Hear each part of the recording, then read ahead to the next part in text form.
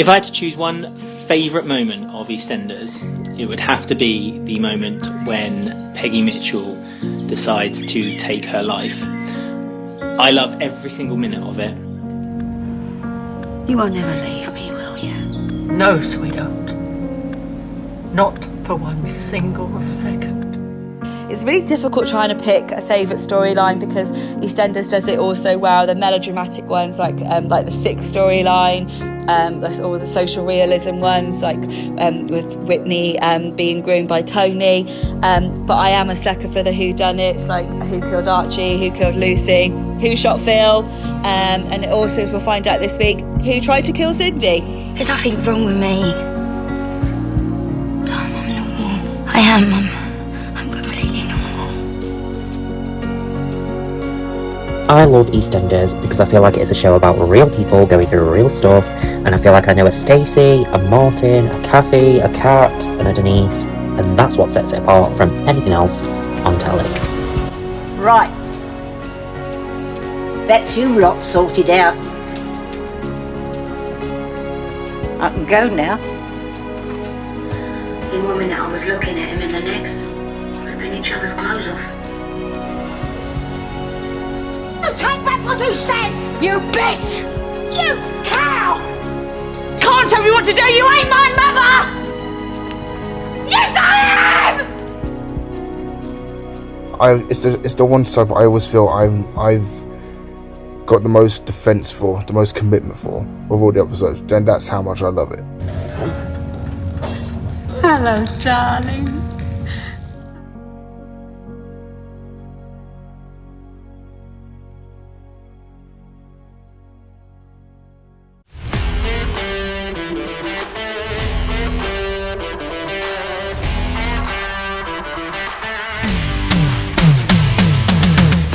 Greetings, EastEnders fans, and welcome to Albert Square After Dark, your weekly EastEnders podcast. This week, discussing the episodes broadcast between the 17th to the 20th of February 2025. EastEnders' 40th anniversary. Wow. What a week it's been.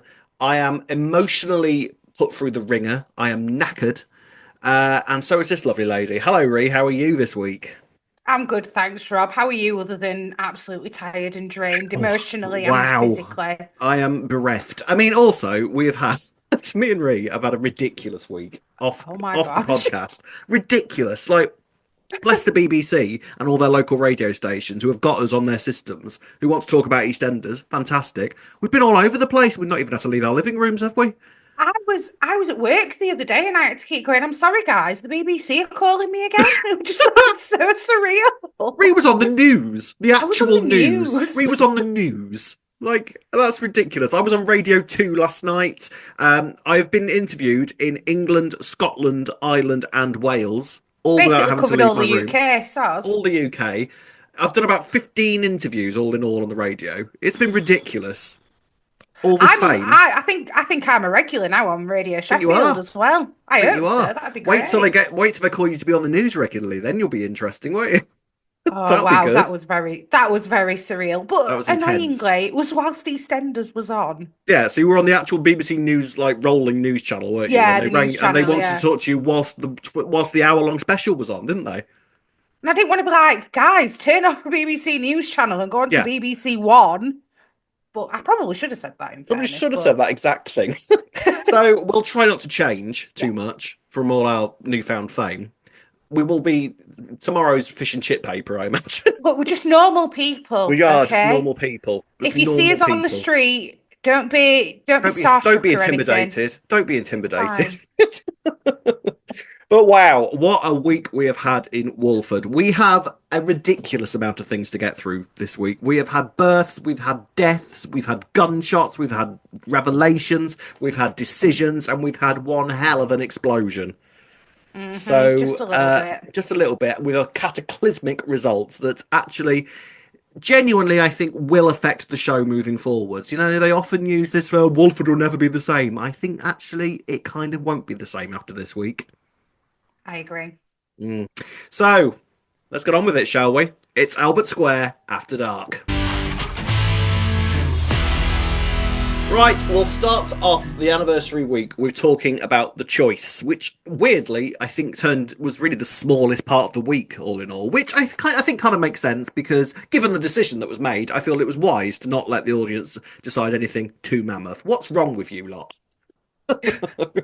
No, I understand. I do understand. And by the time it actually got to, I know you don't. By the time it got to the actual choice, I wasn't even surprised. I was sort of like, of course it's going to be Jack, because actually I was seeing less and less and less people agreeing with us online. I'd love to know what the actual voting percentage was. Oh, and see, our Instagram DMs, there are a lot of people who are like, I've just voted Ravi, voted for Ravi, voted Ravi. I'm like, oh, this is looking promising. It's definitely going to be Ravi. No, I always of thought it was course going to be not. Jack. I knew it was going to be Jack. I know.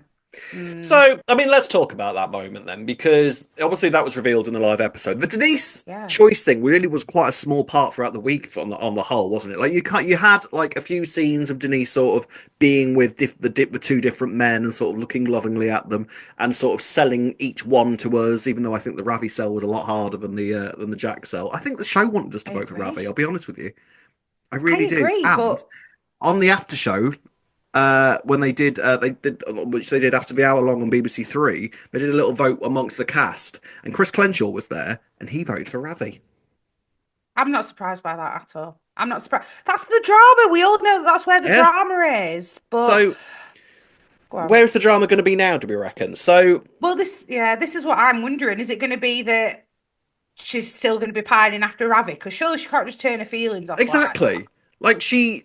All the way through this week was sort of telling Ravi how like lovely he was and how kind he was and how much she cared about him, and that none of that can be turned off, surely. So how is she going to just suddenly? It does feel like Denise has done a complete 360 on the whole Jack thing.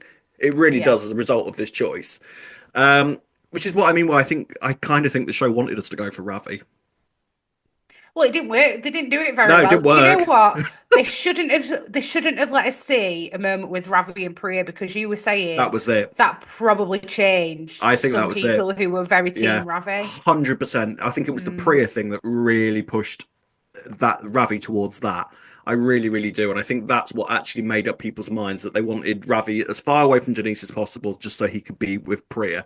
So all the potential storylines and all the potential feuds that we could have gotten out of Denise and Ravi getting together, such as Priya versus Denise, the whole ongoing thing with Nugget that was set to continue. Obviously, the Ravi and Jack feud, Chelsea being annoyed that Denise and Ravi are together. There was all that potential that's now gone.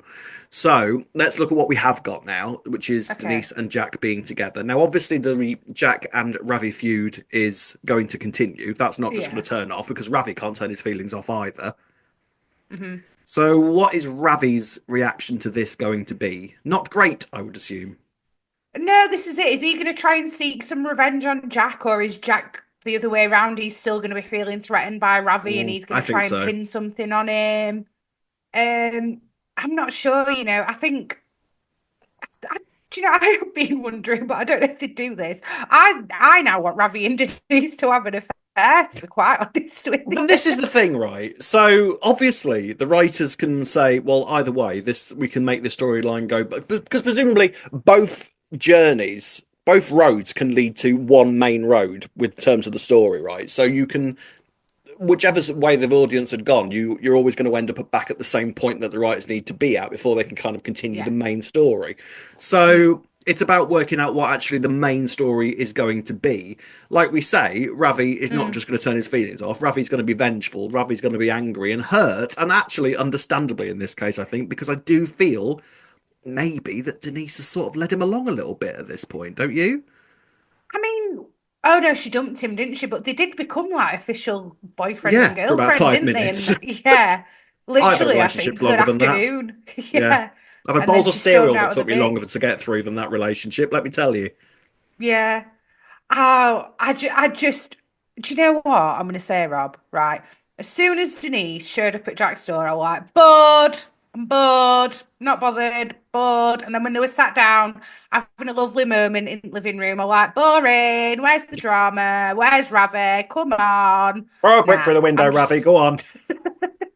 I mean, maybe we'll start doing that. That'd be nice, wouldn't it? I mean, I do think that Jack is going to feel threatened by Ravi, because if you were in Jack's shoes, would you trust Denise 100% at this point? Like, what you'd Well, be she's sat there going, why have you suddenly come back to me? What's going on here? And why is, you and Ravi have still got a lot of history and clearly a lot of unresolved issues to get through. So why have you suddenly come back to me?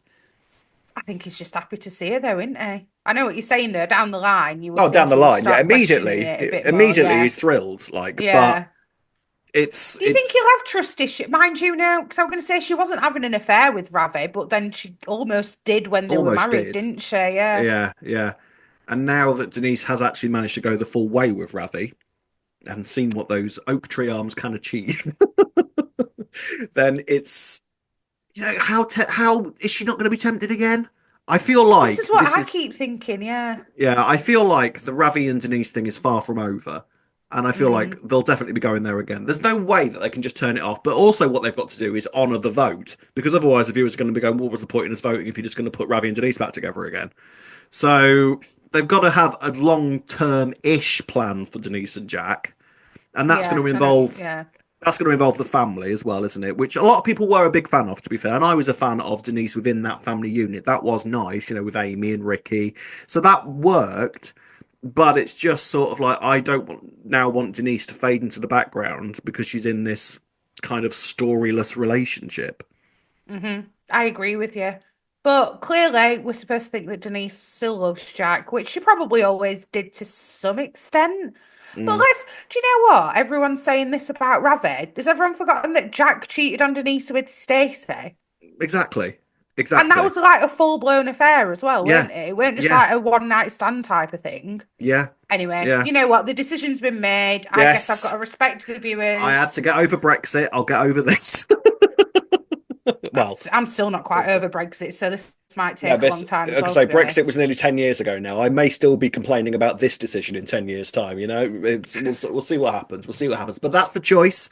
If you voted for Jack, then fair play to you. Explain to me why in the comment section below, please, and we will try to understand. And let us know where you think the story's going to go from here. What do you think is the eventual plan? What's the long-term plan with Jack and Denise? And how long before Ravi rears his head again? Let us know. Right then, ladies and gents, let's now talk about Phil.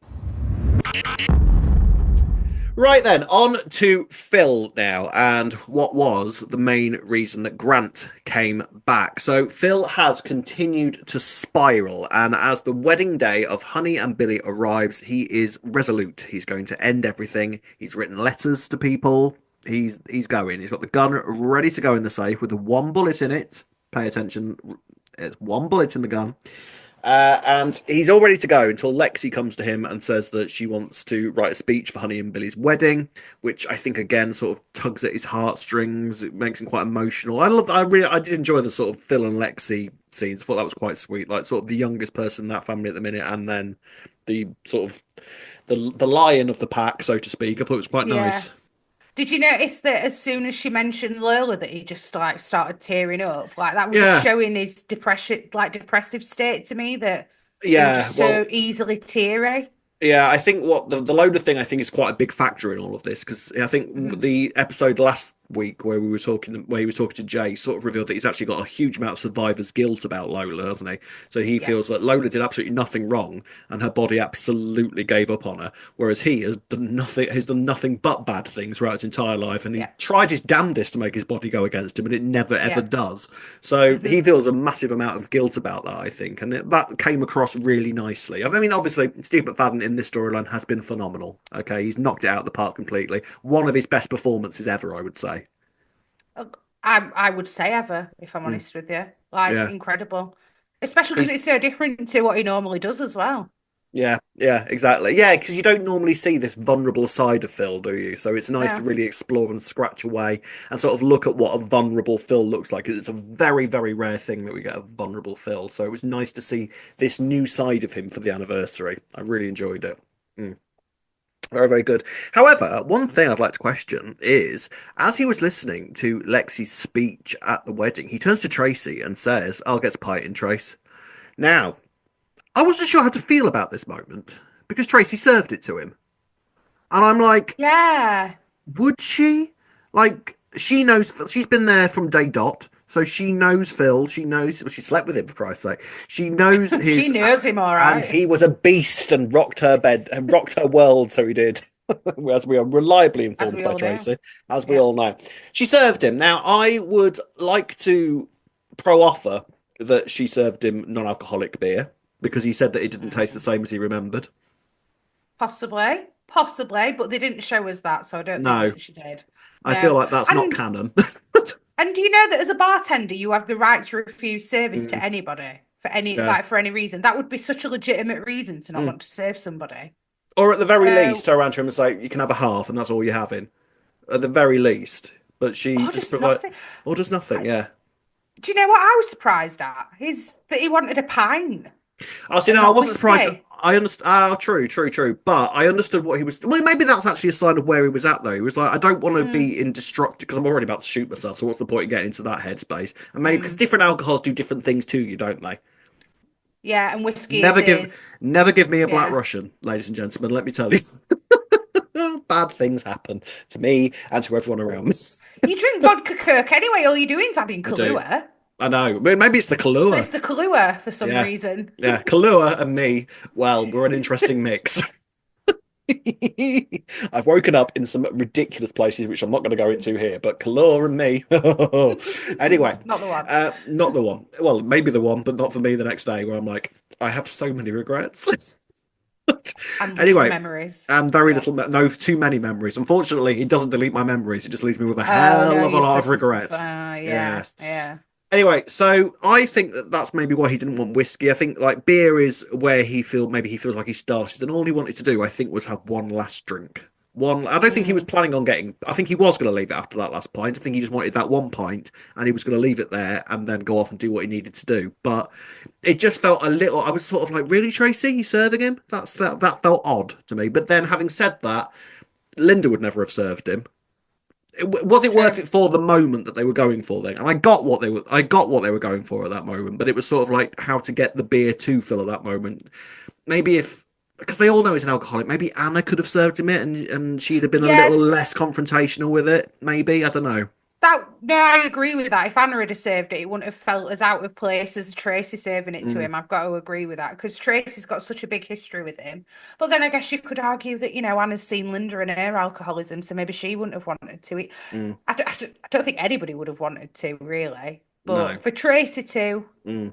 I'm not sure. Not sure. If Linda now tells her off next week, puts her in front of, has a proper meeting with Tracy next week, me and you need to talk, lady, about alcohol. I don't think she's got any bar shifts coming up anyway, to be honest, Robert. No, that's true. I think they might be distracted by the events of this week to a little bit of human resources, let's be honest.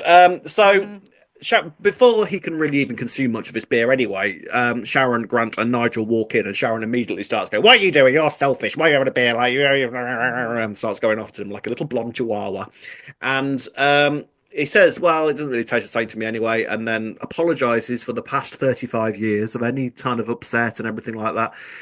I was kind of fascinated by Grant's reaction throughout all of this, and I expected this completely off Grant. And I saw a lot of people online saying that they were really disappointed in Grant's reaction, and I can't disagree enough because I think this was totally in character for Grant the whole week. I agree. The only moment where I thought maybe he would have a bit more understanding, as we know, Grant is ex-army, and I did wonder maybe he's got friends who've gone through PTSD sort of thing. Yes. Yeah. So maybe he'd be a bit more understanding in that respect, but I don't think he has from how he was this week, and I didn't think it was out of character at all for him.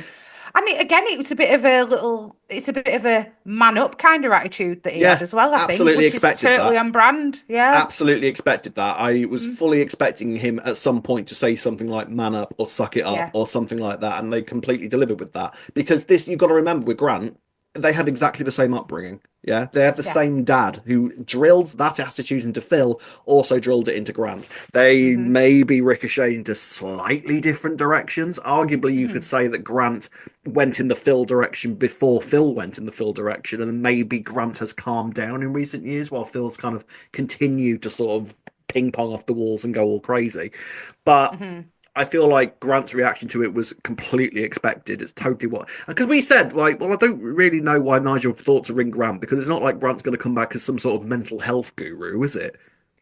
No, but I think it was just maybe Nigel's thinking was, his brother. Family, Surely his close brother will people. be able to Yeah, help. Yeah, it'd be yeah, nice for him to see his brother at the very yeah, least. yeah, It yeah. might perk him up a little bit because I think even Nigel didn't understand the extent of how badly Phil's been, did he? So, No, well, he's been chucked out, wasn't he? So he hasn't mm. seen sort of the psychosis element so much that was starting to come into play with it, has he?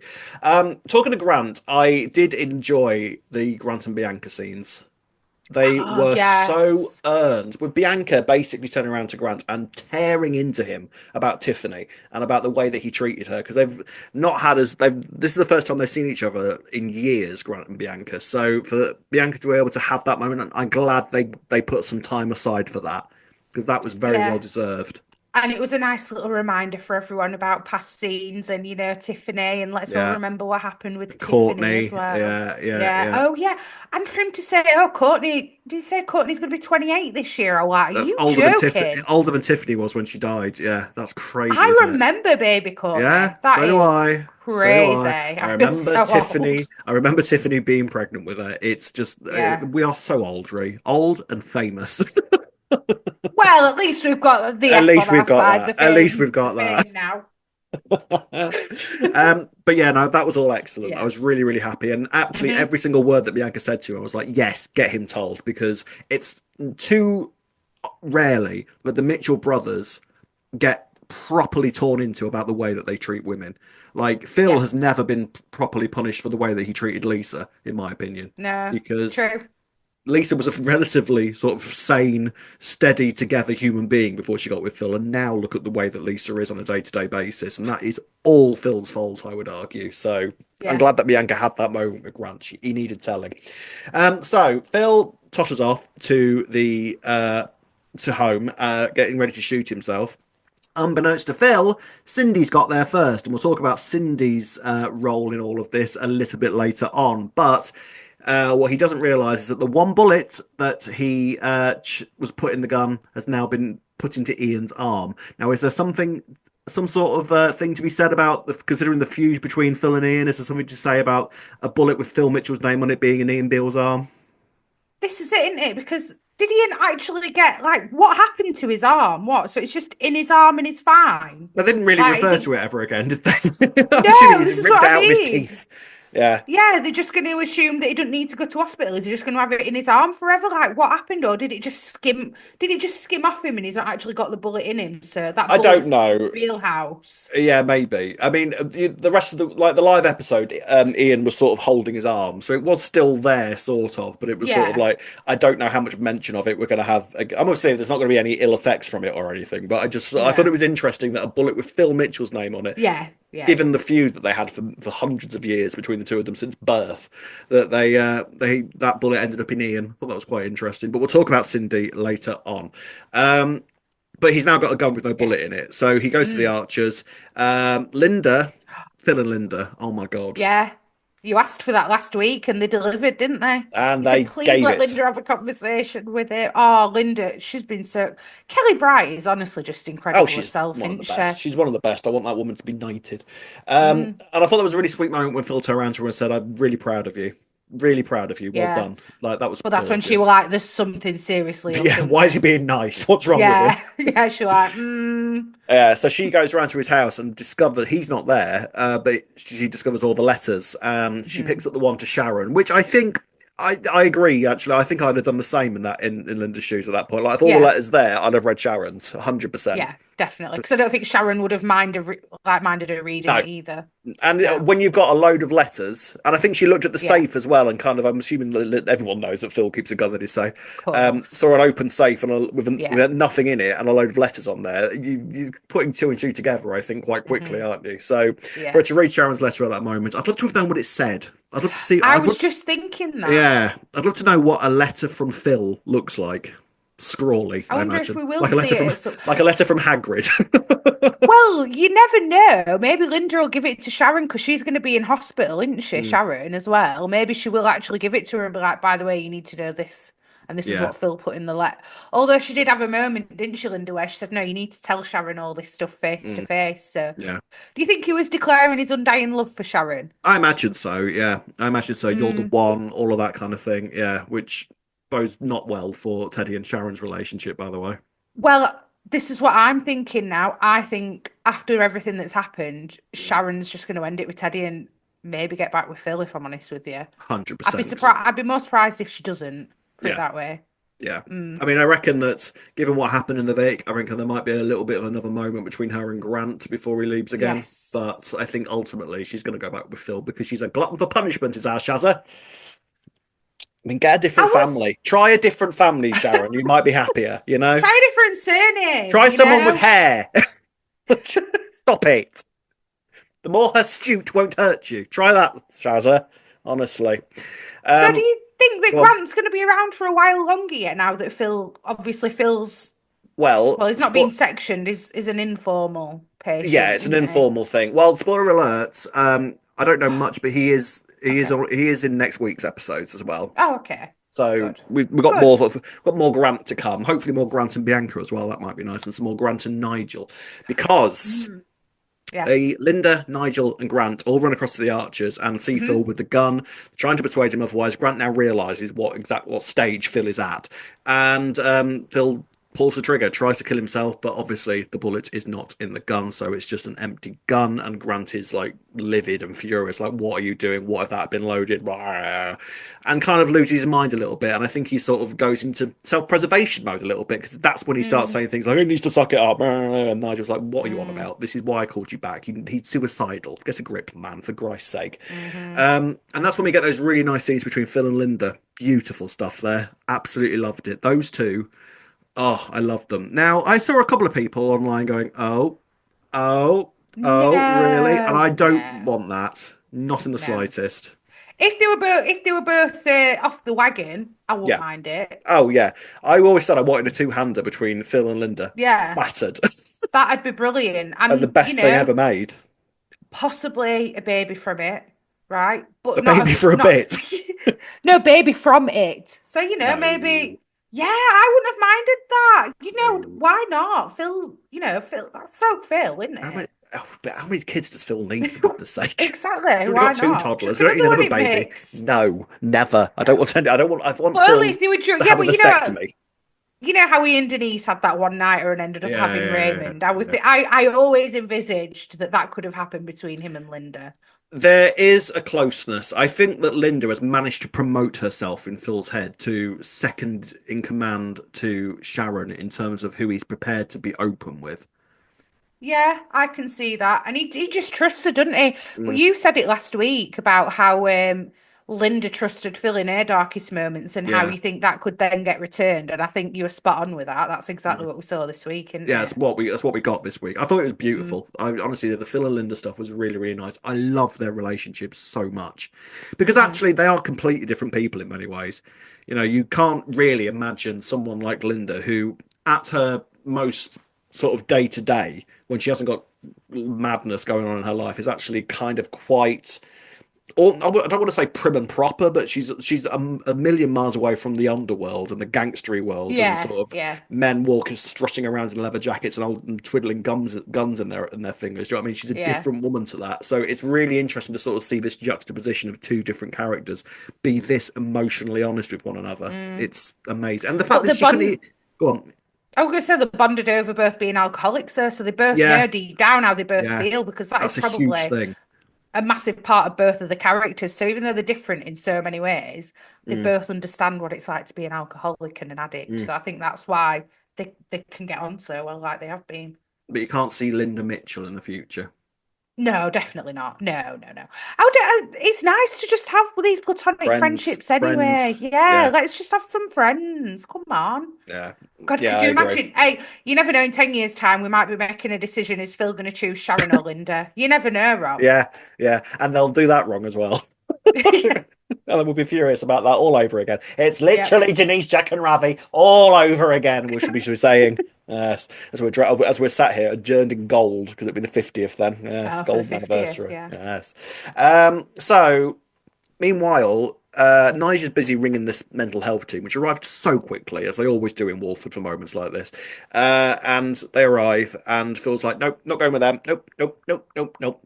And Nigel, at that point, reveals to Phil his diagnosis about dementia. Yes. Basically says to him, I need you to help me through this, all right? Go with them, you might be able to help me. If you don't, then you can't help me and I'm alone with this. Please, can you just go with them? Which worked, I think, because we were sort of theorizing, how is Nigel's dementia going to help Phil? I don't think that's going to cheer him up.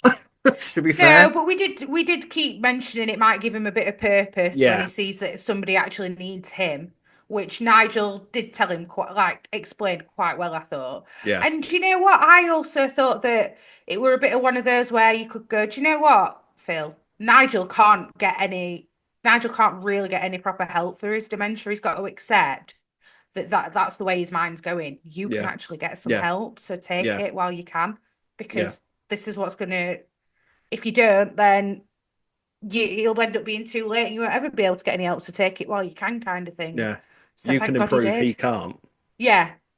Exactly. And so eventually he sort of goes with the people and is taken off to the facility or the hospital or wherever he has gone to. And again, a moment where Grant's sort of watching him, and it's interesting. I was trying to work out Grant's reaction at that point because he was getting a bit emotional watching Phil get into the ambulance. So I was sort of like, is he more emotional about the fact that he missed all of this and didn't see this in Phil and wasn't amazingly helpful, or was he emotional about the fact that a Mitchell was having to be taken away, and that's in that regard? Interesting. Maybe a bit of both, probably a bit of both. I was a bit surprised that he didn't offer to go with him, Grant, because I'm sure Linda offered to go with him and he said no. Yeah. That should have been the moment that Grant went. Yeah. But I'm hoping now you said Grant's here next week that he's going to go and visit him and that we're going to see a little bit of Phil. I hope so. Because I think that before Grant goes, Phil and Grant need to have the Eric conversation. I think that needs to happen because they both need to look at each other and say, we are messes because of that man and it's time that we sorted ourselves out. Because I wonder if Bianca's conversation with Grant, saying that you're a psychopath and you always will be, might kind of plant a seed in Grant's head about something, and he might go on his own little mini journey with it and sort of interesting culminate. Because I don't see any glimpses right now of Grant ever being able to have that kind of conversation. So you could have a point that Bianca's planting the seeds for him to start thinking about things himself like that. And so combine that with seeing Phil in his current state, maybe it will be a bit of an epiphany for Grant as well. Yeah. Bring it on. Very, very interesting stuff. Right then, ladies and gents, let's move on now to the Who Done It. So, the Cindy whodunit was answered this week. Safe to say, we got it utterly, totally, and completely wrong. What are you talking about? It was Kojo. Oh, do you know what? I went into this week convinced it was Kojo. I know we've given lip service on the podcast to the possibility that it might be other people, but neither of us meant it at all. No, we were convinced that it was Kojo. I went into this week convinced it was Kojo. Even when Kathy is stood there saying, no, it was me, I did it, I was sat there thinking, how are they going to twist this so that it was actually Kojo? I was convinced. Absolutely I definitely convinced. Weren't you there? Were it Kathy? Do you like Kojo or something? Are you just why are you defending Kojo? I understand, because you're a very, very heart-filled woman. I understand why you might defend Kojo. Yeah, absolutely. Yeah. But no, Kojo had nothing to do with it whatsoever. We are silly. Did he not though, Rob? I'm afraid it wasn't Kojo, and I'm afraid also, Ree, that it wasn't Louis either. Because Ree has been messaging me all week trying to recreate the Bobby moments that she did for the Lucy anniversary, saying, oh, it's Louis. I'm telling you, it's Louis. I've been working it out. Everything makes sense for it to be Louis. And I was like, it can't be Louis. That shovel was too heavy for a 5-year-old. It was not Louis. You know, when Kathy said it was her, I was like, she's covering for Louis. She's covering for Louis then. It's Bobby I've got to be honest. When I was so unconvinced that it was Kathy, when Kathy said it was her, I was like, oh, God, please don't let it be Louis. No, I'm ending the podcast if it's Louis. I'm telling you now that we wouldn't have had a podcast. I would have walked off. Insult. Well, Rob, you say that, and a part of me isn't very happy that it's Kathy, though. So let's talk about it being Kathy, because I've got to be honest, I don't know if I'm 100% satisfied with it being Kathy, because it feels odd for it to be Kathy. Now, you could look at it from the side of, this is the end of a 35... Well, it's not the end, because clearly it's going to continue, but this is the sort of mini culmination of a 35-year feud where Kathy has literally watched Cindy destroy Ian's life time and time again, tried to have him shot, broken his heart multiple times, been pretended to be dead, wrecked her family more times than she can count and had just done it all over again. And you could say that, yeah, Kathy had enough at that moment. But I got to be honest, I struggle with the notion that Kathy would react that way by brutally bashing her over the head with a shovel in a premeditated. It wasn't a lash out. It was a premeditated, brutal bludgeoning on the back of the head. Yeah. I agree, because Kathy doesn't seem like, she just doesn't seem like someone who's going to go and strike someone, as much as she hates Cindy. Yeah. But then I know I'm skipping ahead a little bit here. Like, and then she saved her in the explosion. Well, why did you try and kill her and hit her by hitting her over the head with a shovel? It's pretty brutal. And then save her in an explosion where you could have quite easily left her to die and made it look like an accident. Yeah, and even that, when she was saving her, I thought that during the confrontation between Ian, Kathy, and Cindy in the living room, I got the sense that Ian was looking at Kathy, not believing her. Yes. And then I also got the impression that when it was Cindy and Kathy alone in the pub together, I thought they were leading into Cindy going, "Wasn't you, was it? You didn't do it at all." I thought that there was going to be some twist at the end where it was Kathy was defending somebody. Yes. I had it in my head that Bobby was going to show up at the end of the week, and or something like that, but they didn't go there in the end. Now, unless they reveal it later. No, I feel like it, because it still felt like there was a twist. So after we found out it was Kathy, I was like, right, so later in the week we're going to find out the twist, and that actually it wasn't Kathy. But you would think if there is a twist coming, they would have done it this week. Within the week, yeah. Yeah, for me, there's no way that they're going to keep us thinking it was Kathy and then add another twist down the line. Surely not. I don't see that happening. I wouldn't have thought so at this. I wouldn't have thought so at this stage. It's just Kathy, isn't it? We've just got to accept that it's Kathy, right? Yeah. Yeah, and I think that's the problem with it. It sort of feels a little bit incomplete.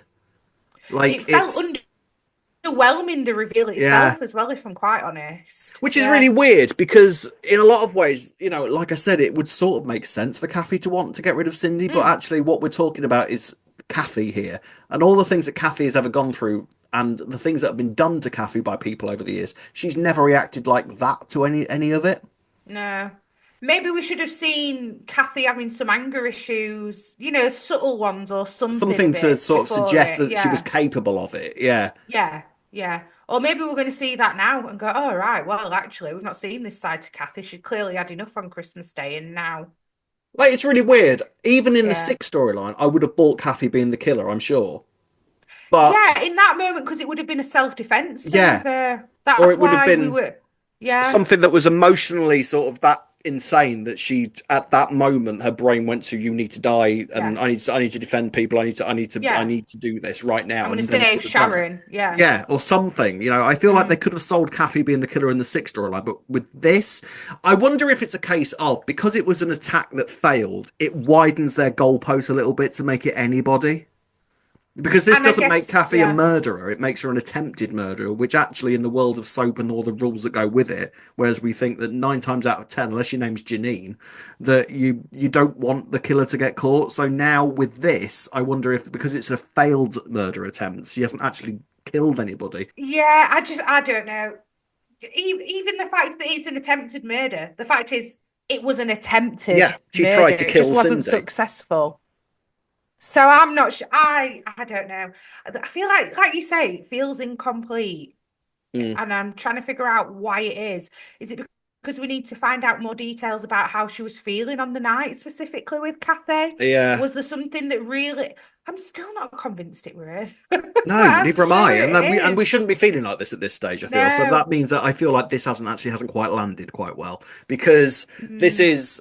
I was expecting maybe some form of flashback or something like that to sort of show. Yeah. Now, I understood, like, Kathy taking the locket, fair enough, because as she said to Cindy, why should you have any memories of this family whatsoever after everything you've done to them? Like, fine, got that completely. That's understandable. I agree with you, actually, as well. Why the hell should Cindy have the nerve to want anything from that family, and as if she ever had a right to care about anybody in that family after the way that she treated them? Fair enough. But I don't know, the attempt, calling Kathy an attempted murderer feels weird. Yeah. And did you as well at one moment think that Kathy was just saying it so that Cindy wouldn't shoot Ian? Yes, 100%. That was my she'd have said anything. Thought. Yes, she'd have said anything in that moment. In fact, this is what I mean. Throughout the whole thing, throughout that scene with the gun, when she said it, I was sort of like, huh? But then sort of kind of became less and less sort of like stunned by the revolution, because I was sort of like, well, that's not it. That can't be it, true, surely. though, is it? Yeah. Yeah. And for us to be feeling like that throughout the entirety of the week kind of makes me think that it didn't land like they wanted it to. Or there's more, or there is more to it. Yeah, But I feel just like there can't isn't quite more to decide. it now. I just think if there's more to it, they would have shown it this week, and Yeah, so do I. So yeah, I mean, why?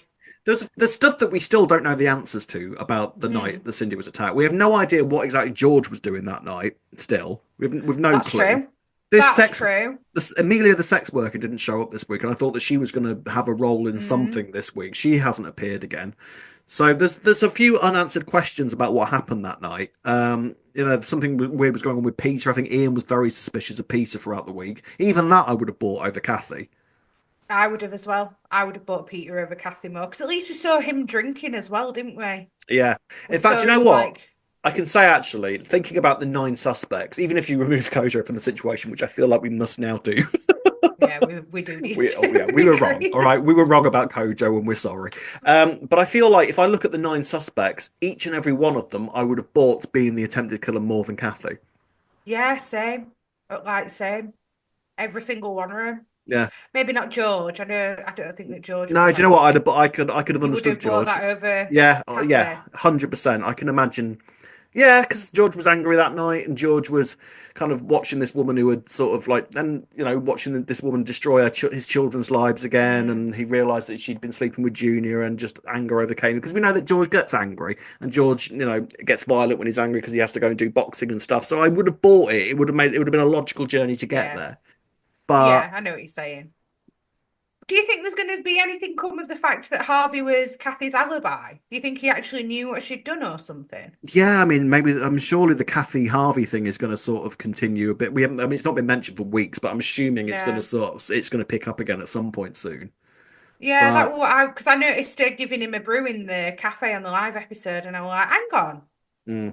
What were you? Why were you so keen on giving her an alibi then? He proper jumped in, and she was waiting for a cab. Was it Harvey driving? I'm telling you. Why was she waiting 40 minutes for a cab when there were a cab office right there?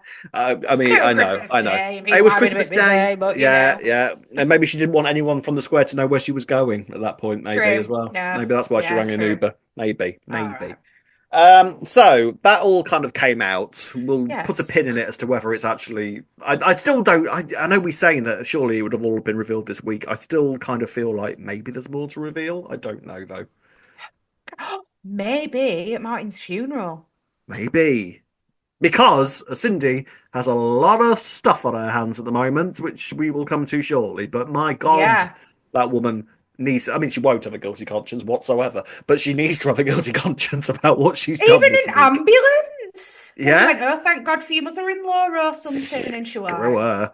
Screw that her. bitch. Yeah, literally. I mean, so what then kicks off the big events of the week is Cindy. Cindy does this single-handedly, all right? So she's chasing Ian through the streets. This whole revelation about Kathy attacking her has been revealed. Cindy and Ian have had a tussle, and Ian's now got a bullet in his arm. Phil kind of bumps into Phil. I like the moment where Cindy sort of ran out, all sort of stunned and dazed, bumped straight into Phil. Phil was like, "Have you got the gun?" "Yeah, sorry, I didn't use it. Phil's like, "Shut up," and sort of strolls off with the gun. Yeah. Quite funny. And then Ian catches up with her and starts saying to her, "Well, look, please don't tell the police, all right? I'll pay you. It tries everything, basically. Goes from I'll pay you, I'm sorry, to you say anything, I'm going to make your life a living hell. Basically just kind of goes like that. At that moment, Reese comes speeding around the corner for reasons that we should discuss shortly. And Cindy decides that, seeing as though Ian has just given her the choice of what she wants to do, she now wants to kill Ian. So she pushes him into the path of Reese's car. Reese swerves. Cindy looks down at Ian horrified as though somebody else did it. What are you doing? Get up, Ian. Get up. Reese swerves to avoid Ian and crashes into the side of the Vic, into the barrel store where all these naughty little gas canisters are sat there stacked for the barbecue for the wedding, and a fire starts. I, again, absolutely howled at the moment where Cindy took one look at that and then tried to walk away. Cindy's such a train wreck, isn't she? She's such a messy human being. Oh, She was literally trying to walk off then as though she'd seen nothing. Wasn't me. I wasn't even Well, I didn't there. do that. What's Ian doing in the road? Blame him. Funny. Honestly, she makes me laugh so much to Cindy. She's such a ridiculous woman. And so at that moment, George kind of comes out and like sends Kathy and Cindy. Well, Cindy is sent to go get a fire extinguisher. Kathy chases her because there's no way that she's getting away with this. And at that moment, that's when the pub goes kaboom, bang! It goes up like a firework. Let's talk about the explosion, okay? Because the explosion was something quite spectacular, wasn't it? Very little Just a little CGI. bit. It was very good explosion. It was really good. But I thought the entire Vic would be on fire. You thought the whole thing was just going to be obliterated. Yeah, I mean, Yeah, literally. so sort of bearing in mind where the explosion came from, which was the barrel store. It's sort of because I've watched the explosion back quite a few times now, and it's sort of what happens is it's like the force of the explosion blows out all the windows, like all the things collapse. The upstairs kitchen of the Vic is no more. That's gone. That doesn't exist anymore because the roof caved in and just basically landed in the street, and it was just all wrecked. The Vic is absolutely wrecked, by the way. You sent me a photo of the roof and said that's landing on someone. Was that the beam? So there was that one. There was a segment of the roof that had like what looked to me to be a very deliberate crack, and I thought that was where the surprise death was going to come from. I thought someone was going to get out safely, and then a section of the roof was going to fall down Final Destination style and smash him on the street. Didn't happen though. Didn't happen. Right, okay. I was fully believing you when you sent me that photo. I was like, yeah, I think it'll be that, yeah. Yeah. Yeah. So, trapped in the wreckage of the Vic. We'll talk about the Vic stuff properly in a minute, but trapped in the wreckage of the Vic, Cindy and Kathy are sort of trapped together behind the bar. I was confused as to where they were for a start off, but they were kind of behind the bar. I think that's where the fire extinguisher must be kept. And Kathy must have literally and they were trapped pursued her all... Yeah. Kathy must have literally pursued her all the way around. You're not getting away with this. And then the pub must have blown and they were trapped underneath the bar, it looked like. And Kathy did save Cindy's life at that moment. So again... Yeah, after trying to kill her. Yeah, feels weird. Feels very, very weird. A couple months ago. Yeah, feels tried odd. Literally to go over with a shovel with the intent of trying to kill someone. And then, mind you, having said that, she was going to leave her. It was Kathy. It was. She did try. Yeah, she did try because she had just tried to kill Ian again in front of Kathy. Yeah. So, yeah. But that's what I mean. That good side of Kathy came out over leaving her there, despite everything. And the fact that she could have saved herself a bit sooner as well, Kathy. But instead, she went to the effort to really help Cindy and then said, "Oh no, I'm not leaving you here now." I don't know. There's something not quite sitting right with all this. It feels weird. It feels weird. But yeah, Cindy's taken away to hospital and clearly has absolutely no interest in being nice to Kathy, has no interest in sort of not making this feud continue and continue and continue. My thinking is at this moment, they ultimately they're in a stalemate situation with the attack at Christmas and the fact that Cindy caused that. Because all that needs to happen, I feel like Cindy's crime is much worse than what Kathy did, because nobody died with what Kathy did, but 2 people died and a lot of people got injured in what Cindy did. So yes. Do you know something else that I noticed at the start of the week? And I was like, why has Martin just said that? So, you know, when you were putting up the bunting, Martin said, "I can always trust you, can't I, Auntie Kath?" So now, with what's happened, I'm wondering if Kathy's going to be like, "Can I tell people about what happened? Like that it was Cindy who basically caused this." Is that where that? I don't know if I'm overreading that, but for some reason, when he said it, I was like, that feels deliberate, him saying, "I can always trust you, can't I, Auntie Kath?" So is she going to try and somehow avenge Martin for what happened? I think so. I think that's the ultimate sort of thing to be taken away from that line, which was quite a sweet little exchange at the start of the week, where it didn't look like Martin was going to be dying. There was quite a sweet little exchange. I did when you were putting that bunting up. Of course you did. Of course you did. I called it last week, mate. I said it was Martin. Psychic Ree strikes again. It's not that, but because I was watching it thinking it's going to be Martin or Sonia, I was looking for any little thing, and I was just like, seems like too sweet of a little moment that they're all having. Whilst you were busy looking for clues that Phil was going to start the fire at the Vic and Louis was the attacker. Yeah. It must be a busy place, your bro. Yeah, I did get over the Phil thing. Well, the Phil thing did seem quite a reasonable thing to assume, though, seeing as though he has set it on fire before. Yeah, that's true. Yeah. That's true. So, but I agree with you in the sense that I do think Kathy is going to totally try and avenge Martin's death at this point with Cindy, 100%, and she won't be the only one. Let me tell you, Cindy's days may be numbered. Right, before we get to everything that kicked off in the Vic, we've got one tiny little thing to discuss, and that is Reese and the arrival of Julia. So, on to Reese and Sonia and Bianca and all of the live birth and everything that crazy that happened there. So Reese, eventually, we sort of knew he was going to come back for some sort of dramatic purpose, didn't we? And he did, because while Sonia is at the wedding, Bianca kind of can't face it, which you can understand, really, can't you? She has just been locked up in a lockup for 3 months. I can understand her wanting to get away from it all. I think she needs some downtime. I mean, arguably she did have quite a lot of downtime. She's done nothing but downtime for 3 months. You know what? She needed the option of Netflix instead of old videotapes. Old videos of quiz shows. Yeah, she needs to get that knowledge of old 80s knowledge out of her brain and watch something a little bit more modern, doesn't she? Bless her. Imagine all those times you're in that lockup thinking, I wish I just had Netflix at least. Yeah, I can't wait until I get out of here. That's the first thing I'm going to do. I feel like if I was in Bianca's shoes, I would have persuaded Reese to get me Netflix at the very least. Yeah, somehow. Yeah, you could have been like, or get some internet. Or a PS5. Internet. Well, something. then she'd have been able to communicate to people on games or something, Rob. That's see, true. if you've got internet. True. That's true. Yeah. Well, anyway, so Bianca is home alone on the wedding, and Reese arrives. He wants to give Sonia a good luck card because she's about to give birth. Oh, so sweet of him. So sweet. So lovely. And they've got a lovely range, apparently. They have a lovely range in the shop. That's good to know. It's good to know. Bianca's like, you're crazy. Why are you here? That's quite mad. You do realise the police are after you. You're a wanted man. And Reese tries to leave. And then Bianca tries to ring the police. And then Reese pushes her on the stairs, pulls her phone out of her hands, flings it into the living room, and then runs away like a penguin. I loved it. Yes. That was quite fun.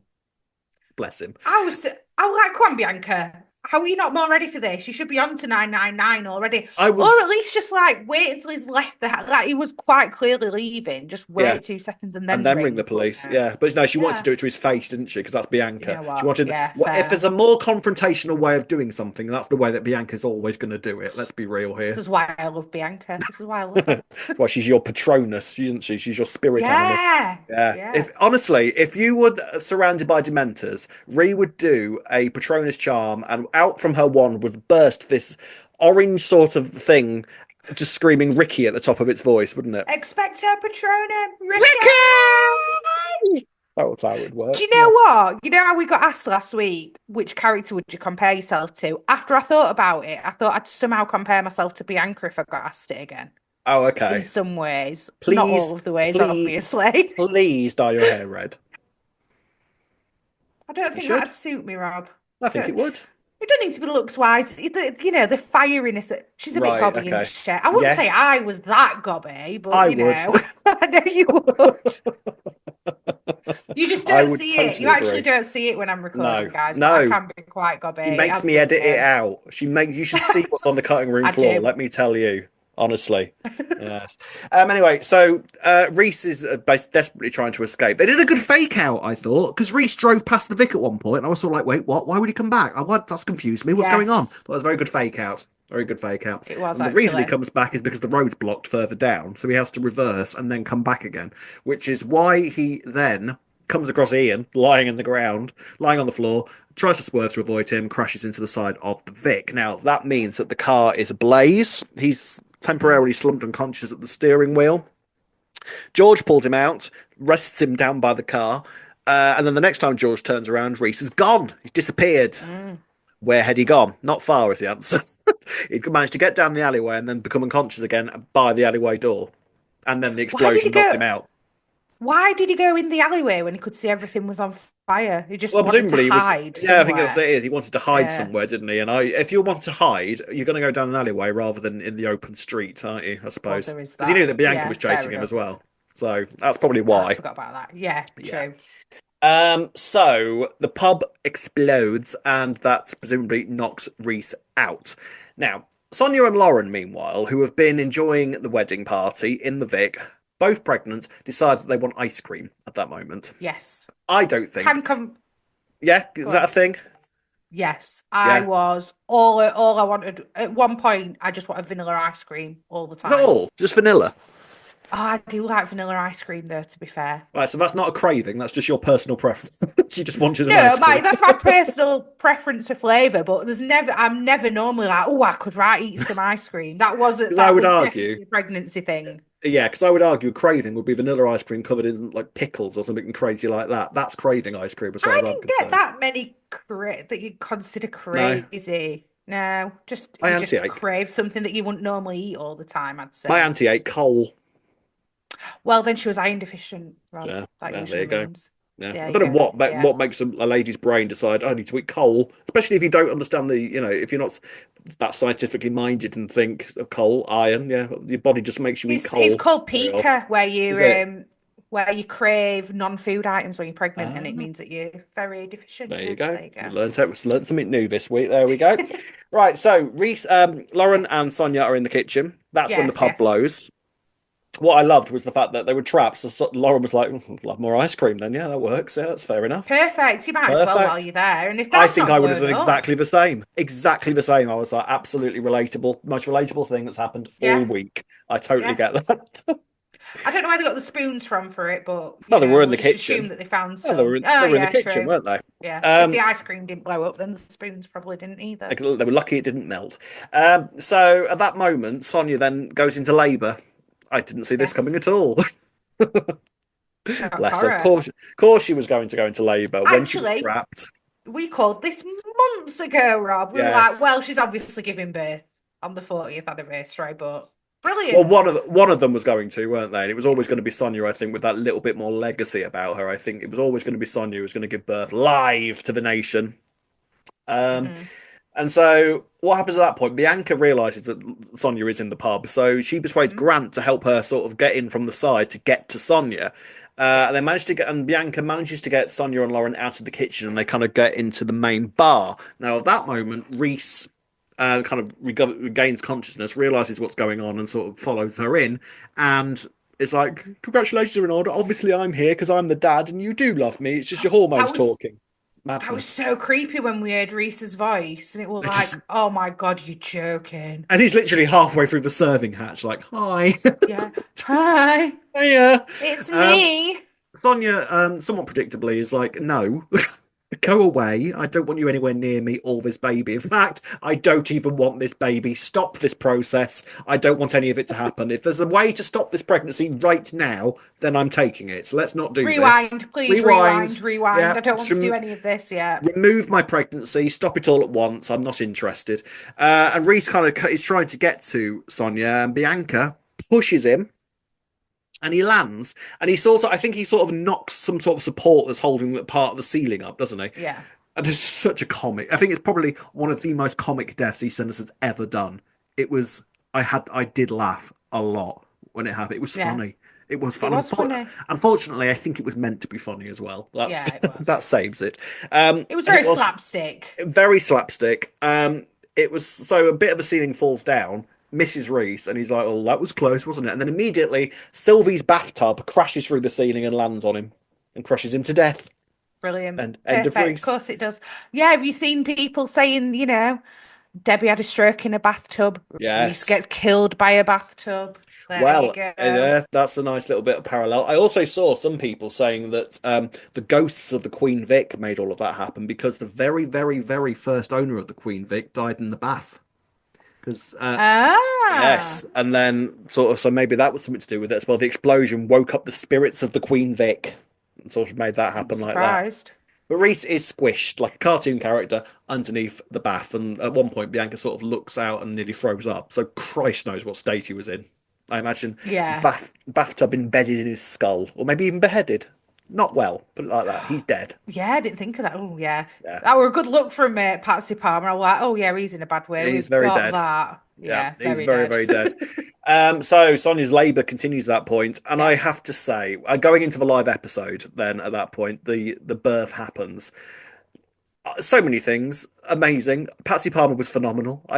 Patsy was the comedy of the episode, of the live episode, for sure. Like, she was hilarious, like drinking the brandy, nearly throwing up from the brandy, and then saying to Lauren the immortal words, which I have to say I really want to sort of be up there with "You Ain't My Mother" and "Get Out of My Yeah. Pub." It's only a nunny, Lauren. I didn't know you could say nunny on national television. Apparently you can. I didn't know you Especially- could say tits up. No, I either. didn't know you could say tits up either. I was like, are you? They didn't care, did they? They're swearing. Said it left, right, now. and What are you centre. gonna do? Loved it. What are you gonna do? We're live. What are you gonna do? It's only a nunny, Lauren. I mean, brilliant. And then to herself, it's just a nunny. Just a nunny. It's just a nunny. Get your legs open, nunny. It's brilliant. Nunny, nunny, nunny. EastEnders says it, so can I. Nunny, nunny, nunny, nunny, nunny. We're going to get banned off YouTube now, aren't Nunny. we, Rob? Nice one. Nunny, nunny, nunny. Must be funny.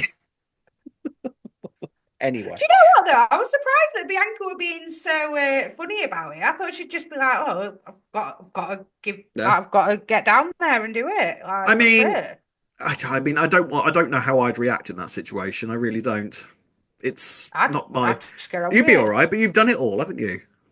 So it's Bianca said way That's more true. times than me. That's true. That's true. Way many more times than you. That's very true. That's why she says it's only a nunny. Off we go. Crack on. Exactly. And baby Julia is born. That was the second choice that we had. When you made the choice of Ravi and Jack, you also then got moved on to another question, was do you want to name it Julia or Tony with an I? And I think we're all very relieved that the public wisely went for Julia, because calling the kid Tony would have been ridiculous because of Tony, as in Bianca's ex, and Whitney. Do you want to know what I voted? Did you vote for Tony? You're ridiculous. Why? Did you not think of that? Because I didn't even think about. I didn't think about Peter. Just thought I want Tony with an I because it's quite cool. Tony Jackson. Yeah, I was sat there like they can't call it Tony in that family. They can't call it Tony. Surely to God. Literally after I voted, I saw everybody saying it, and I was like, "Oh, I did not think of that." Clearly, no one did on EastEnders though either. To be fair, because they gave us the choice. I feel like Julia was the obvious answer, and I feel like felt right as well because you've got Julia's theme. You know, Julia's much more sort of a name that is more associated with the show, I think, than Tony. Yeah, I didn't think any of that. I just thought Tony and I cool. Right, cool name. Let's go for that. Yeah, fair enough. But anyway, Julia is born now. I feel like it's going to be Julia Fowler. Yes, especially given what's just happened as well. She were talking about it to Martin as well, weren't she? Yeah, Sonia? They had a little conversation about what the surname would be because she's obviously still Sonia Fowler. Yeah, as it turned out. But really nice little monologue from Natalie Cassidy at the end. I thought Natalie Cassidy did really well with sort of she was funny as well. The whole birth thing actually I think was the comedy of the episode, wasn't it?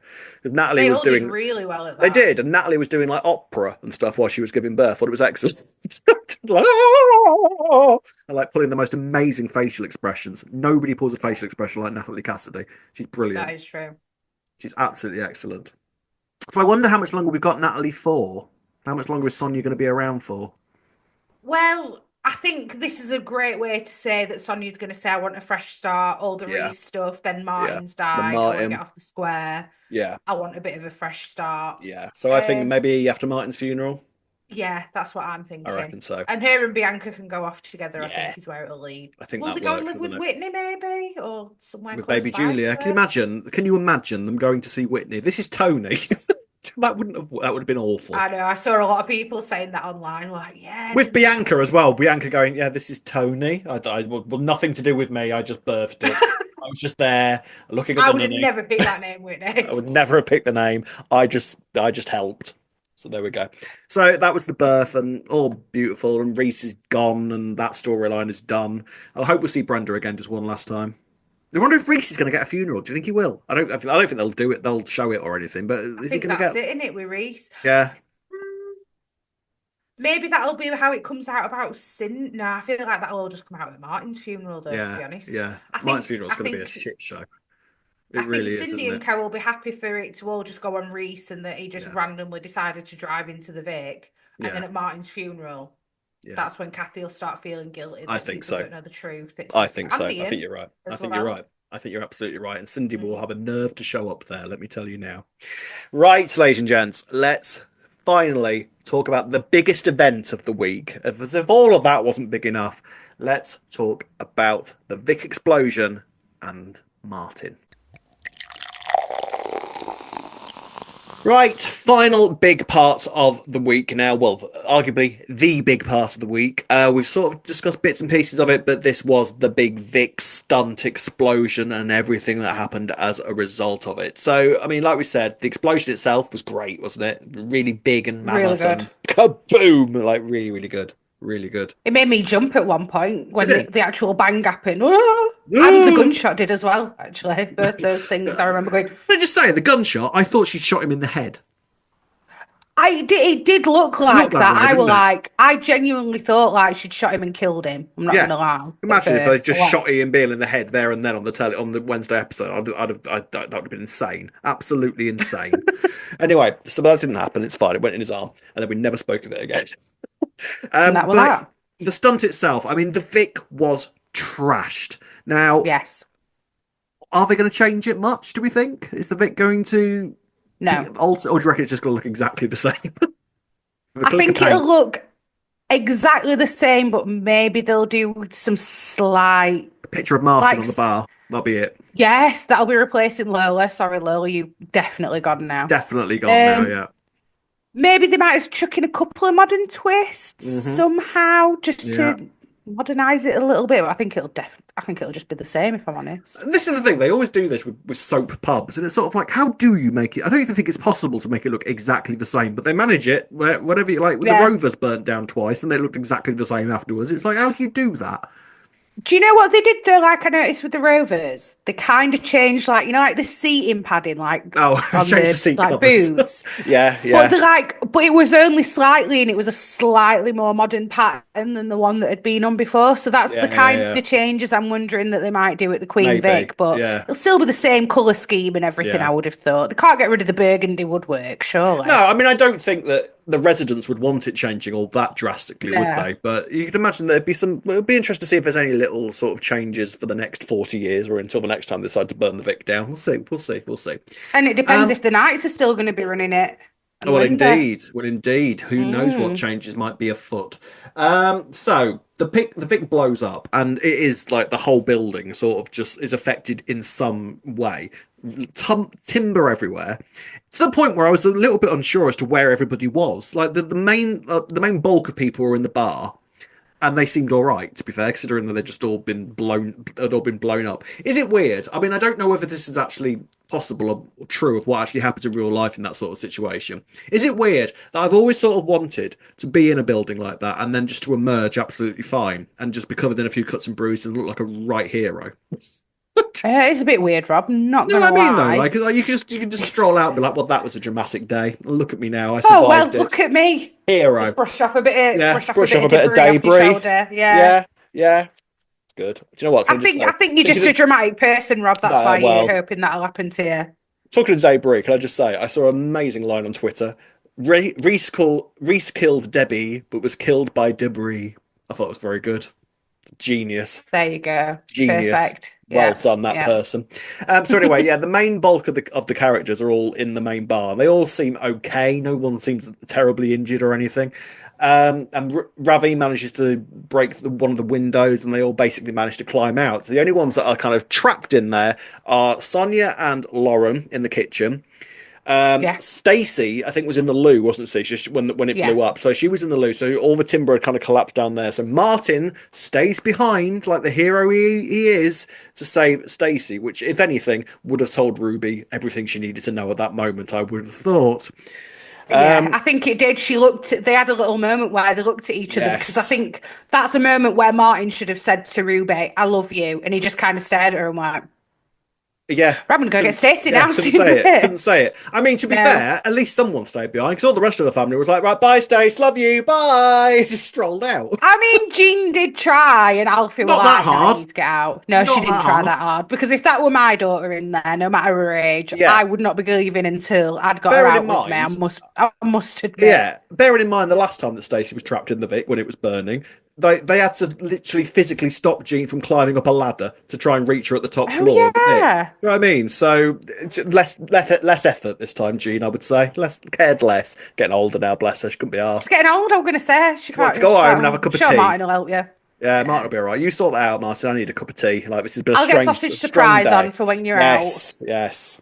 And the only other person that's trapped is Sharon, who got soaked by a drink from Kim, who was dancing too extravagantly, and found herself trapped on the stairs. Let's go here first, shall we, Ree? Because I think arguably this was people's favourite moment of the week, of everything that happened. So Sharon is lying there, kind of covered in debris. It's not looking great for Sharon. She turns her head, and who is standing before her? It's only Angie Ange. Watts. It's only Ange. What a moment. What an incredible moment, right? It was amazing. Right. Do you know what was even more amazing is that it was so unspoiled. I love an unspoiled moment. It was so unexpected, wasn't it? Well, do you know how unspoiled it was? Apparently they closed off the set. So a lot of the cast didn't know. Kelly Bright did a thing on Instagram saying that she had no idea that was happening. Yeah. So it would have been one of those things that they would, similar to the way that they brought Kathy back. Apparently, like just very few people knew it was happening. They closed off the set, didn't tell anybody, and then just filmed the scene. Amazing, absolutely amazing. Loved it. Anita still looks the part, doesn't she? Even after all these years. And then to look at the credits at the end when you've got like Nigel, Grant, Bianca, Sharon, Angie, all in the credits all at the same time in 2025. What a time to be alive. What a show. Love it. And I feel like they pulled it off because, again, completely. It was a surreal moment, really. People aren't always that keen on those kind of moments. Oh, but it totally worked. No, but do you know what I think that was, though? Was the fact that Sharon... Like, I think some people might have interpreted it as, you know, she was close to death, but then the ghost of Angie returned and said, it's not ready, not quite yet. But what I saw was... Well, see, interesting, because I thought that was Sharon realising that she needed to have her mum's strength and was just imagining what her mum would be saying to her at that moment, and that's the way it manifested itself.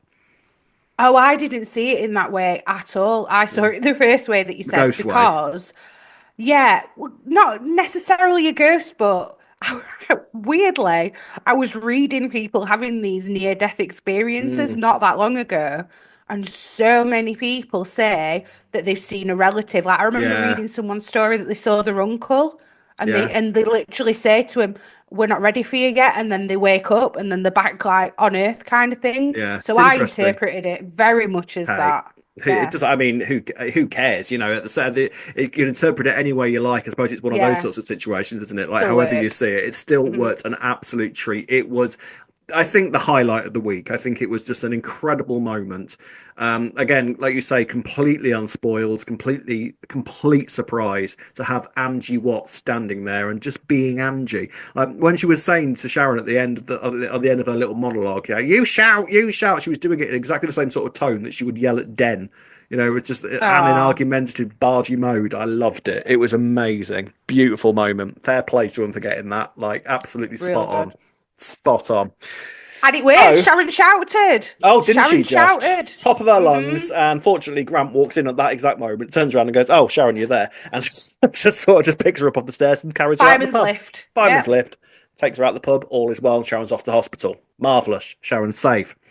And then obviously what goes on with the baby, we discussed that already. They get out. All is well there. The only ones that aren't well are Martin and Stacey, because some rubble comes down and sort of traps them. And this is all Stacey's fault. And she's going to feel horrifically guilty about this, because she literally said, "No, we're not moving anywhere until we've sorted this out. I'm not leaving this collapsing building until me and you have spoken about our feelings some more. All right?" And even Martin was like, timing Stacey. She's like, "No, I'm not leaving here." I think I messaged you while we were watching it, like, "Stacey, what the are you doing? Get out of there now." Yeah, and I mean, I know you said that you sort of knew Martin was going to die last week, fine. But I think from that moment was like, right. I mean, obviously, we said all along, and we've said all along for quite a number of weeks now, it's the sort of the Martins of Albert Square. When you get to a big anniversary like this, that's when you need to start worrying about those sorts of characters. So it's not like Martin was ever not on the list of like, could die, it's a possible. But then, you know, just the way that it sort of played out with Stacey not letting him leave, it was sort of like, yeah, this isn't looking good for Martin whatsoever, is it? And it was some great stuff between the pair of them, you know, just really talking about like their relationship. And James Bye and Lacey Turner work amazingly well together. Their chemistry on screen is great, isn't it? Yeah, and like, they really do. They're such sweet characters together. So they sort of have this big old conversation about their feelings, and eventually Martin says, yeah, I love you. Of course, I love you. Like it's always going to be you. The Stacey's all smug at the moment. Right, we can leave now. We can leave the Come on collapsing then. building now. Come on then. Now we can leave. And then obviously, just as they're about to leave, they have to go through the barrel store, and a beam comes down, slides down. Very dramatic. Slides down the wall. This massive beam comes down, traps Martin on the legs, and he can't move. And that then leads us into the live episode. And I mean, I mean, at the end, I think at the top of everyone's list at that point was Martin was going to die. I think everyone was sort of like, we're just now hoping that he doesn't. Yes, And definitely. they were so cruel with it because they twisted us left, right, and centre. Because the go-to option at that point was Martin's going to die, and then they sort of kept twisting it, saying, "Oh, he might not. He might not. He's going to be all right. He might not be all right." No, he wasn't all right. Martin did succumb to his injuries. And then, just a moment, as soon as he said, "Oh, so I told you it was going to be all right," that was it. I was like, well, he's dead now then, isn't he? He said that. Why did you have to say that, Martin? You're dead. Obviously not going to be all right, is it? I mean, I think we knew as soon as like you say, at the end of Wednesday night's episode, it was very obvious, weren't it, that Martin were going to die. Then we had all the, oh, well, they weren't there. Paramedics came. Gorgeous paramedic, by the way. Can I just say, if I was Martin, I'd be quite happy to have that man be the last thing I saw before I died. You always like all the doctors and nurses that they have, I've noticed, Rob. It's always Maybe maybe it's the uniform. Maybe I've got a type. There you go. There you go. But props to all the extras as well who did this episode live as well. Yeah, because that must have been so nerve-wracking. Yeah, I mean, I always think it's amazing, especially in that sort of setting where they've got to be constantly doing stuff like moving rubble around and all of that kind of thing. Like, fair play to them. I mean, the live episode itself. Let's talk about that, because as a whole, I don't think that anybody put a foot wrong. I thought it was perfectly executed, sublime episode in itself. I thought it was. I didn't notice anything going wrong. One of those things you sort of watch it and go, wouldn't know it was live, apart from that sort of rawness that the live episodes have. There's like an energy, I think you can feel when it's a live episode. Isn't it? Yeah, definitely. But genuinely, at points when I was watching it, I kept forgetting that it was a live episode. Oh yeah, they all did 100%. so well. I always get. Well, I was just gonna say props to. I think that's the best live episode that they've ever done. Do you? Oh, that's good. That's interesting. Yeah. In terms of like there being no mistakes and everything, and it genuinely not. There wasn't a house out moment.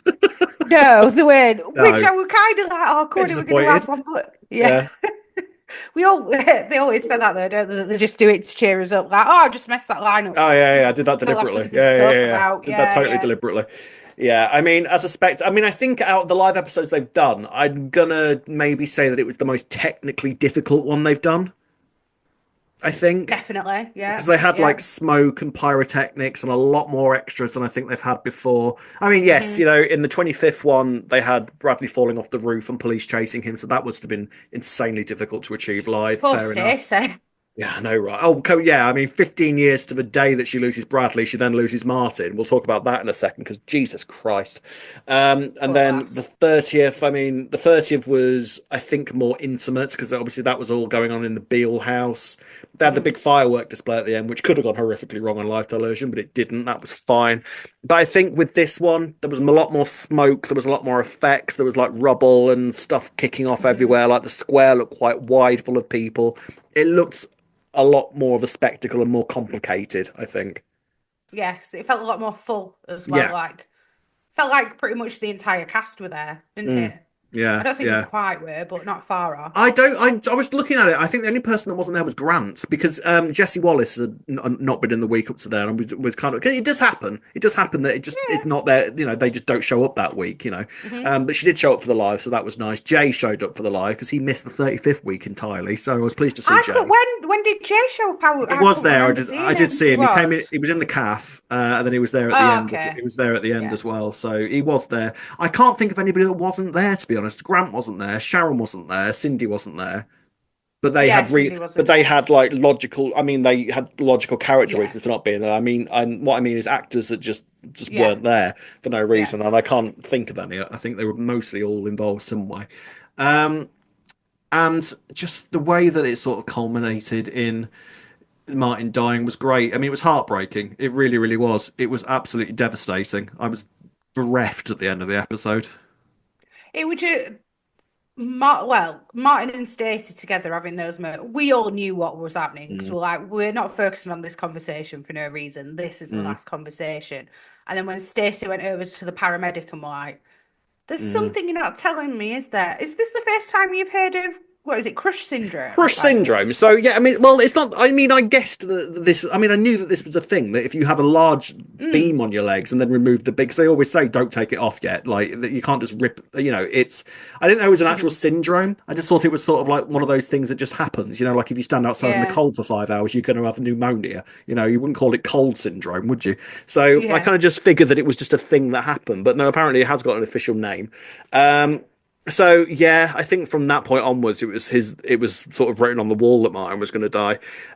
Let's talk about Lacey Turner, who was. I mean, James By and Lacey Turner were both phenomenal. Let's not pretend. But Lacey Turner, heavily pregnant throughout most of the anniversary week, covered in rubble and throwing rubble around, and then she goes off and has a baby, and then returns to give the performance of a lifetime in the anniversary live episode. I'm clapping into the mic for Lacey Turner because that was incredible. The fact that she was so pregnant before 6 weeks ago, had the baby, then's come back and done that live episode, and pretty much been like one of the main characters in it. Can you imagine? She won't have had sleep, and she did that. She will not be sleeping. She's and stunning. She's done that episode. She is. We are so lucky to have Lacey Turner because she is incredible. She is up there with one of the great British actors, and because she's in a soap, that doesn't get recognised. But she is phenomenal. But do you know what, though, Rob? She didn't quite. There was something missing. She could have given birth on air. She could have been the live birth. Yeah. She could have held off. Or in the rubble, 6 weeks ago, she could have given birth then. She could have given birth at some point. So just to give the family, it's a bit selfish for the baby not to come out then. I mean, can you imagine though considering the role that Stacey had this week? Can you imagine the producers when she turned around and was like, "I'm pregnant." What? What do you mean you're pregnant? I think they're like, are you joking me? Are you actually kidding? Not that we're allowed to be prejudiced against a woman who's decided to get pregnant, but are you joking? Are you actually joking? Do you realise how integral you are to the anniversary?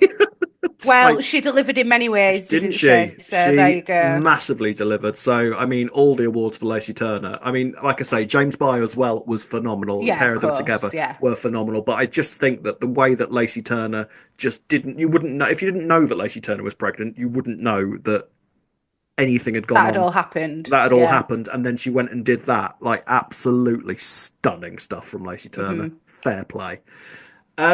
So, talking about Martin and killing off Martin Fowler, where are we at?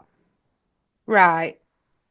Honestly, obviously, I'd guessed. I only thought it was going to be Sonia or Martin. It needed to be a big character. I felt like it was going to be one of them. So, I wasn't surprised that it was Martin. Do I agree that they should have done it? If I'm honest, no, because I feel like we could have kept Martin. There was still plenty of room for Martin to have been on the square and had some storylines.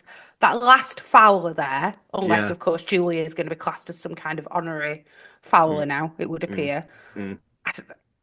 But then again, they needed to kill our legacy character. Would we have agreed with any of them being killed? It had to be somebody, didn't it? And it was quite fitting that it was Martin. I mean, it's crazy. I think when you get to a stage with it, I was literally sort of, because we knew that Natalie Cassidy was leaving, I was sort of like, okay, fine, kill Sonia off. Because as the episode was building up and it was looking more and more obvious that Martin was about to cark it, I was like, fine, kill Natalie Cassidy. Don't kill Natalie Cassidy. Kill Sonia off. Just kill Sonia off, please. Please, anything but this, anything. He's a legacy character. Like, he was the first born on the show. You know, we were talking about Martin from the very first episode when Pauline was sat in Dr. Legg's office when Den burst in to use the phone when he found Reg Cox. So, even more so than Ian Beale, we've literally watched Martin from the cradle to the grave. So, it's a kind of crazy thing to look at EastEnders now without Martin Fowler. Like, he's dead. Yeah. That's it. He's gone. And there's no bringing him back from the dead. No bringing him back. This is fully he has died. Definitely dead. We officially saw that body. He's very, very dead.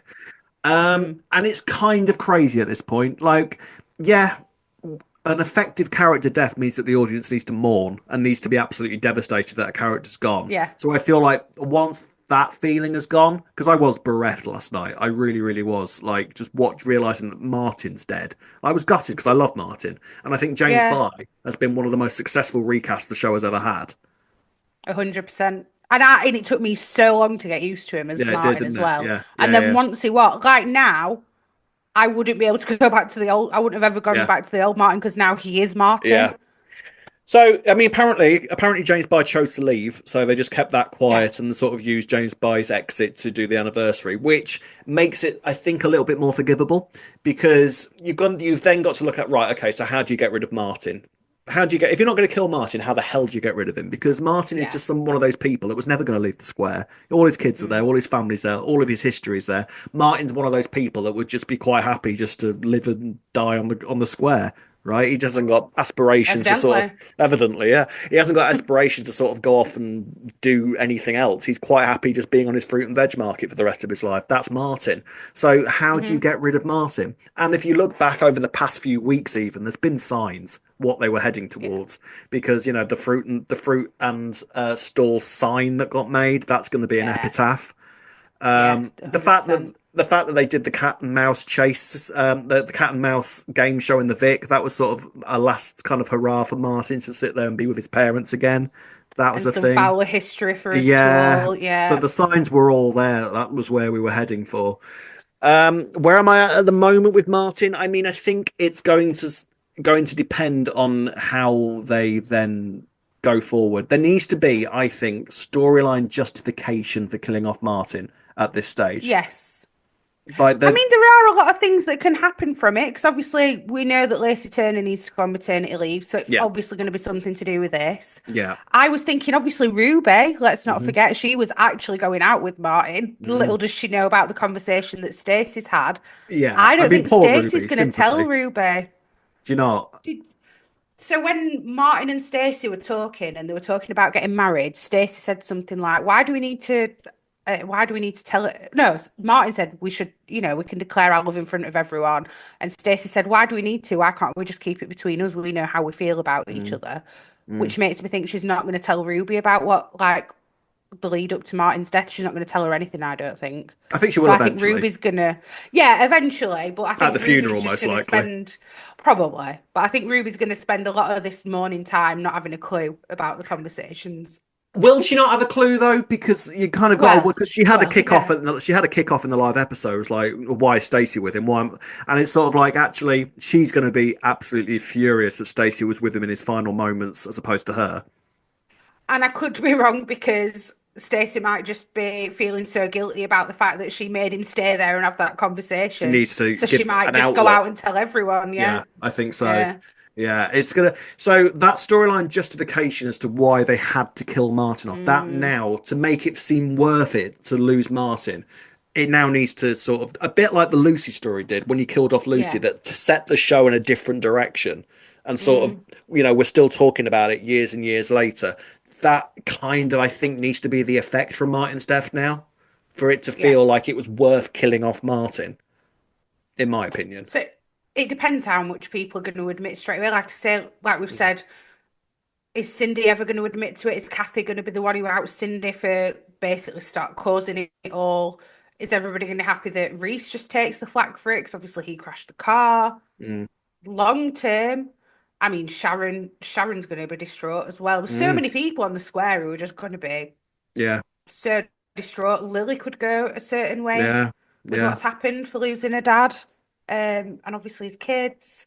And as for the funeral, Yeah, well, who are we going to get for the funeral? I did say, as we kind of predicting stuff for the anniversary week, a shock return. I don't think either of us said Angie, did we? But that's no, we that's what didn't. we got. But I was saying maybe he's got the Tulster back. Maybe Susan Tully might actually return to the role of Michelle for one last time, and that hasn't. I don't think that door's closed now. That she's going to eventually. I mean, she never came back for either Arthur or Pauline's funeral, but she might do it for Martin. You never know, because this would be the last time to get her Yeah. back if she's going to do it, I think. Yeah, because she's now So the very last Fowler. So if she's gonna, we'll it see. would feel insane if she didn't come back. I mean, Maybe they might get Jenna Russell back in if Susan Tully says no, but I feel like they're going to be begging Susan Tully to come back to it if she does. Well, let's just hope. But hey, we might be pleasantly surprised. She might I don't do it. feel like she's going to come back though, you know. No, But then again, it'd be more fitting for her to come back for this than for the 40th week, actually. Yeah. So maybe. We'll see. We'll have to wait and see. But I think on the whole, the week was pretty stunning, wasn't it? Like, yes, there's bits and pieces where we were sort of like, the Kathy stuff I'm not convinced with at all. And time will tell whether Martin's death is worth it in the long run, because I was always struck by a conversation I read in an interview with a guy called H.V. Kershaw, who was an old producer of Coronation Street. And you know the death of Martha Longhurst in the 60s? That was the first big death that Corrie did, and that was a producer coming in and wanting to shake things up a little bit. And Martha Longhurst, you had the threesome in the snug, you know, Ina, Minnie and Martha. It was seen as like an outrageous move to kill off this character that had been there from the start. And H.V. Kershaw said that was an interesting example of a time where you had a great couple of episodes and a nice bit of aftermath, but then after that you were left with a show without Martha. And that's kind of the vibe that you sort of wonder, like, at the minute now we've got a show without Martin, so storyline wise, is it going to feel justified in a few months' time? Time will tell.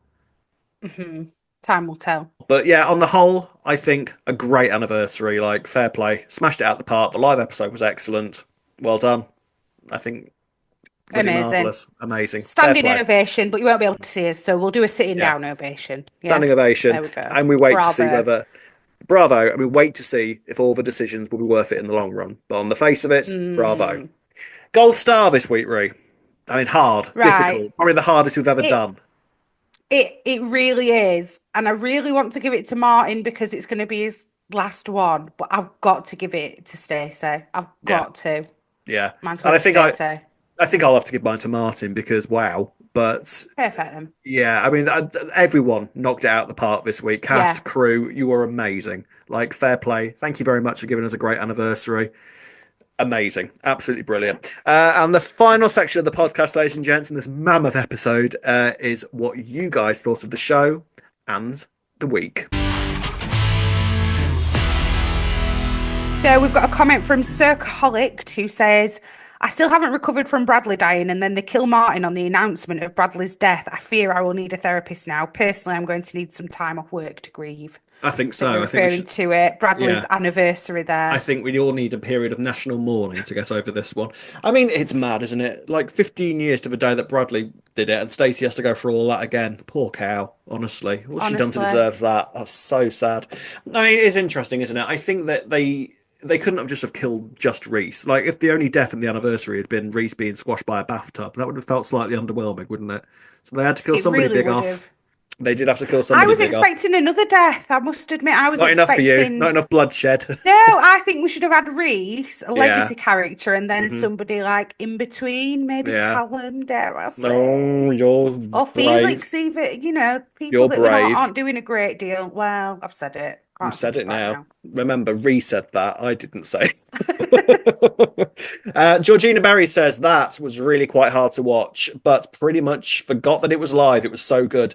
Bianca managing to get a few funny lines in there. I worry that Ruby will supposedly, understandably, not make it easy for Stacey when she comes out. The Stacey and Ruby feud is going to be slightly intensified from here on in, isn't it? It's interesting because Ruby actually hasn't done that much wrong since she's been back. Like, sometimes Ruby will come in and be quite an antagonistic character. She's not done that much wrong, really, that she deserves to be blamed entirely for this, but I don't think it's going to end well for Ruby. I really don't. I mean, technically, it's Stacey who's been in the wrong because she's kind of been chasing after Martin whilst he's with Ruby. And then trapped him in a building until he said that he wanted to be in love with her. Yeah. Yeah, God. there is that. We've got a comment here from KJ Heron who says, I'm not okay. Why Martin? It made for great telly, but it broke my heart. I just knew it was going to be Sonia and she would get her Julia's thing, but no. She just named the baby Julia and we lose Martin.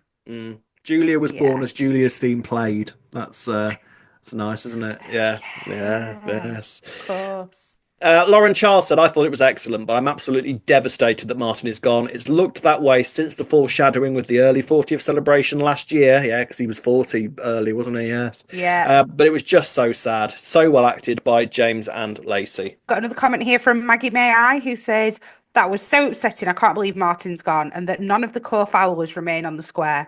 Phil's storyline was stunningly written and acted. I'm curious to see if Grant takes this week's events as a chance to reflect on their upbringing and how it has shaped his behaviour and decisions. So we also last week asked you to send us your thoughts on EastEnders, your memories, your favourite storylines, and you delivered. Let's see what they sent us. We've got one here from Starscreamed who says, favourite moment of all time. Pat to a packed synagogue. She knows exactly who I am, and her name ain't Judith Bernstein, it's Janine Butcher. I should know, I'm her stepmother, and she's about as Jewish as a bacon sandwich. Genius line. That one, by the way, did you know that was written by Julia Honor, who is a bit of a legendary name within the EastEnders writers team, because Julia Honor isn't a real person, and that is the name they throw out when a script isn't quite working and a few writers need to come in and fix it. It becomes the credit of Julia Honor, and that was one of those episodes. There you go. Well, it really worked for him, didn't it? Well done, Julia Honor. Well done, Julia Honor. My 6% says, I've been a fan of EastEnders since I was very young in the 80s and have watched on and off ever since. My favourite ever scene has to be the one where Peggy found out about Pat and Frank. The screaming, the slaps, the drama. Oh, and it gets extra EastEnders points because someone did a remix of it back in the day, which can be found on YouTube. Just search You Bitch You Cow EastEnders remix. There you go.